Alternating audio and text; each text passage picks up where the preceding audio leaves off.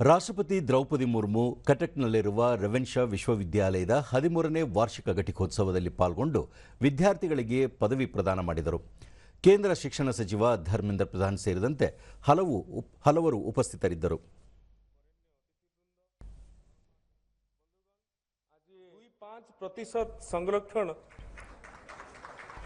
University Gold Medal for Best Graduate Professional Course of 2024. Gold Medals 2024. बड़ा संबर सेनापति debate chancellor ಸಮಾರಂಭ ಉದ್ದೇಶಿಸಿ ರಾಷ್ಟ್ರಪತಿ ದ್ರೌಪದಿ ಮುರ್ಮು ಭಾರತದ ಪ್ರಗತಿಯಲ್ಲಿ ಮಹಿಳೆಯರ ಪಾಲ್ಗೊಳ್ಳುವಿಕೆ ಹೆಚ್ಚಾಗಿರುವುದು ಮಾತ್ರವಲ್ಲ, ಮಹಿಳಾ ನೇತೃತ್ವದ ಅಭಿವೃದ್ಧಿಗೆ ಮುನ್ನುಡಿ ಬರೆಯಲಾಗಿದೆ ಎಂದು ಹೇಳಿದರು. ಬುಡಕಟ್ಟು ಪ್ರದೇಶಗಳ ಯುವಜನರು ವಿಶ್ವವಿದ್ಯಾಲಯಗಳಲ್ಲಿ ಹೆಚ್ಚಿನ ದಾಖಲಾತಿ ಹೊಂದುತ್ತಿರುವುದು ಸಂತಸದಾಯಕ.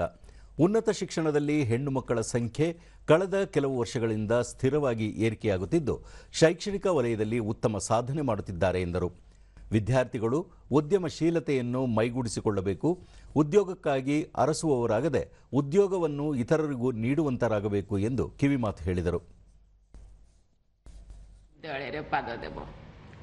तुमर परिश्रम, अध्यापक अध्यापिका मानकर मार्गदर्शन एवं पितामाता आशीर्वाद बल तुमने डिग्री लाभ कर तुम मानू तथा तुम अध्यापक अध्यापिका एवं पितामाता अभिभावक को आज यही शुभ समावर्तन उत्सव अवसर में शुभेच्छा जनाऊँगी. आशा करुँची तुम मैंने जीवन और समाज विश्वविद्यालय भी सफलता हासिल कर.